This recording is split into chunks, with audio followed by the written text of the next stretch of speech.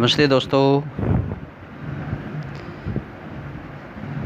मैं एक बार फिर आपके बीच चर्चा चल रही थी हमारी छंद की।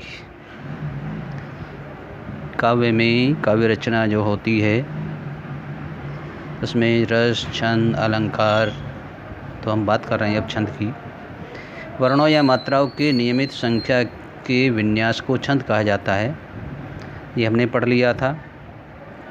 छंद, मात्रिक छंद, वर्णिक छंद, वर्णव्रत, मुक्त छंद, इन पे चर्चा हो गई थी। छंद के कुछ और प्रकार जिन पर आज हम चर्चा करने बैठे हैं, उनमें पहला है दोहा। दोहा आप सब पढ़ते ही हैं, पढ़ा है सबने और आगे भी पढ़ते ही रहेंगे। जैसे कबीरदास के दोहे, रहीम के दोहे, बिहारी के दोहे। तो दोहा छंद ये मात्रिक छंद है। दोहे में 4 चरण होते हैं। इसके विषम यानी प्रथम और तृतीय चरण में 13-13 मात्राएं होती हैं और सम अर्थात द्वितीय और चतुर्थ चरण में 11-11 मात्राएं होती हैं। सम चरणों के अंत में एक गुरु और एक लघु मात्रा का होना अनिवार्य है।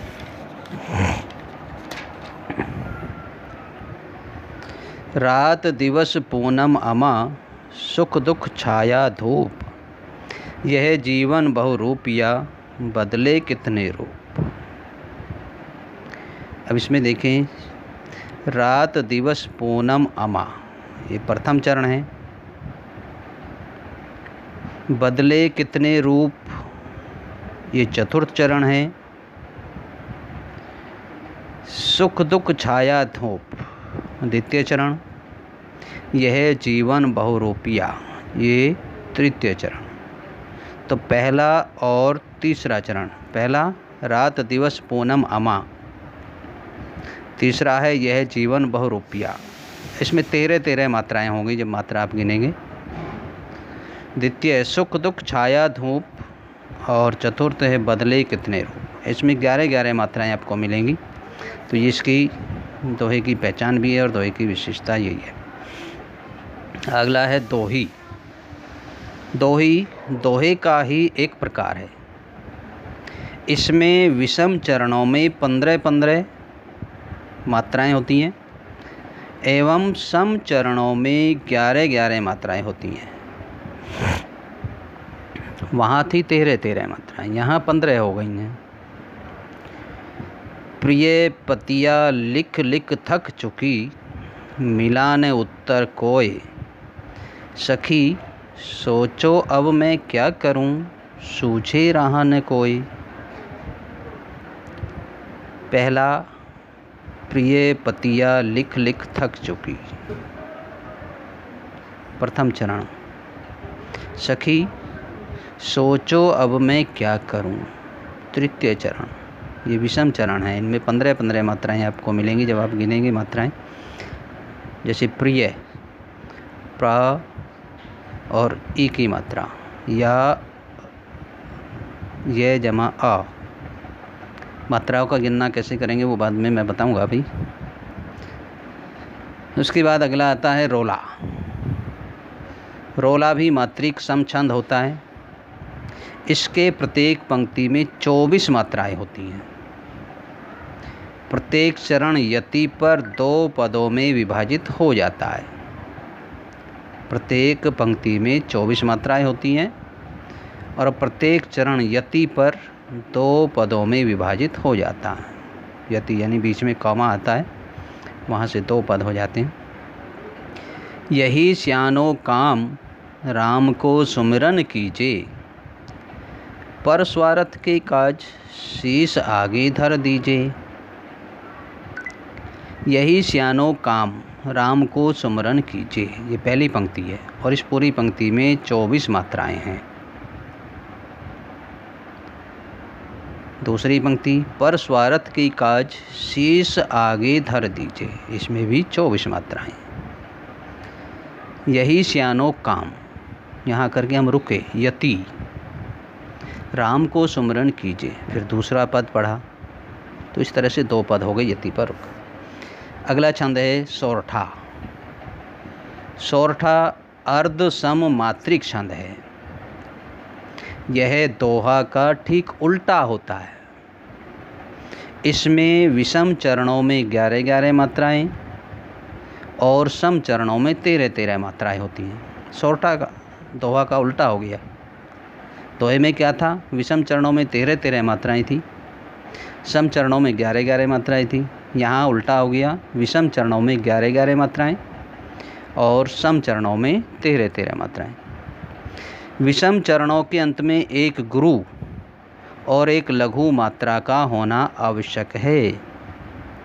एक गुरु और एक लघु, डबल वाली मात्रा और छोटी मात्रा। जो सुमिरत सिद्धि होय गणनायक करीवर वदन, करहु अनुग्रह सोय बुद्धि रामी शुभ गुण सदन। करहु अनुग्रह सोए बुद्धि राशि शुभ गुण सदन। ये है शुद्ध पट। जो सुमृत सिद्धि होय प्रथम चरण, करहु अनुग्रह सोए तृतीय चरण। यहाँ इनमें 11-11 मात्राएं आपको मिलेंगी। गणनायक करीबर वदन, बुद्धि राशि शुभ गुण सदन, इनमें 13-13 मात्राएं मिलेंगी। अगला आपका चौपाई। चौपाई मात्रिक सम छंद है। इसके प्रत्येक चरण में 16-16 मात्राएं होती हैं। चौपाई रामायण में रामचरितमानस तुलसीदास का आपने पढ़ा हो, देखा हो, सुना हो। चौपाई का सबसे अच्छा उदाहरण है। इसमें चौपाइयाँ हैं बहुत सारी। चौपाई दोहे से बना है ये। सम मात्रिक छंद है और इसके प्रत्येक चरण में 16-16 मात्राएं होती हैं। बंदव गुरुपद पदुम परागा, सुरुचि सुभाष सरस अनुरागा। अमिये मुरि में चूरण चारु, समन सकल भव रुज परिवारु। बंदव गुरुपद पदुम परागा, पहला पद। सुरुचि सुभाष सरस अनुराग, इसके प्रत्येक चरण में 16 मात्राएं। अब देखिए ये चरण हैं इसके, अब इनको गिनेंगे मात्राओं को तो 16-16 मात्राएं आपको मिलेंगी। आगे चलते हैं हम कुंडलिया पर। अगला जो मात्रिक छंद है यह विषम मात्रिक छंद है कुंडलिया।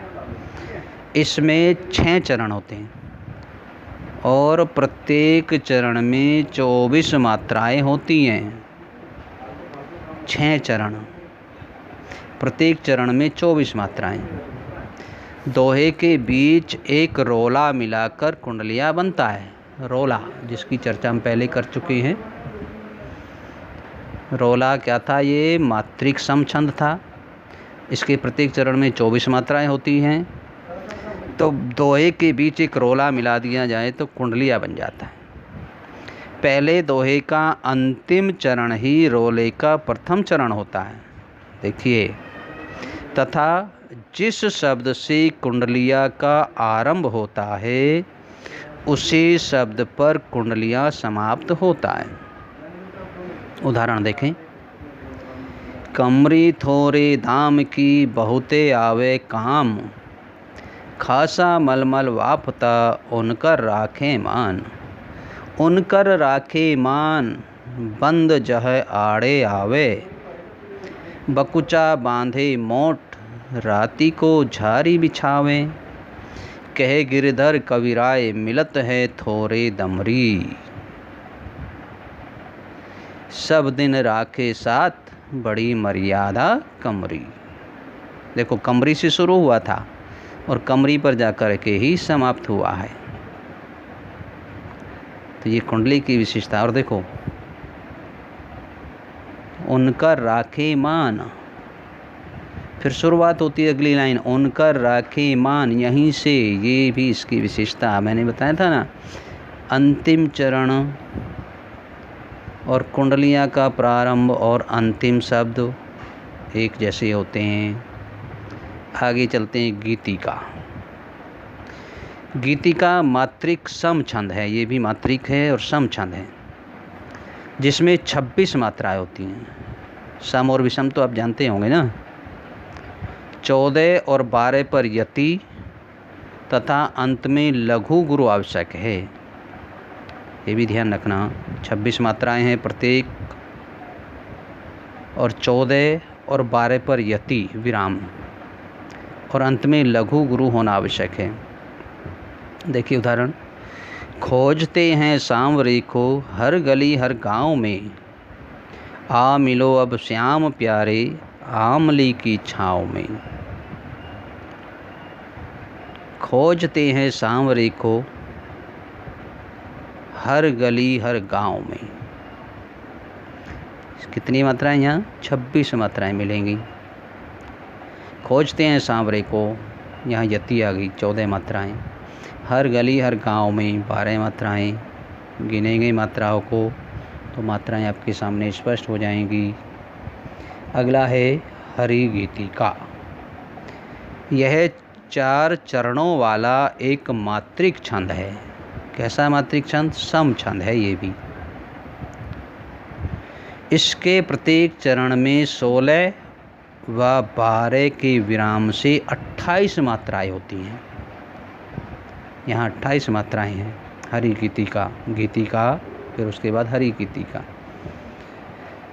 देखिए, अंत में लघु गुरु आना अनिवार्य है। इसमें भी ये है कि अंत में लघु और गुरु का आना भी अनिवार्य है।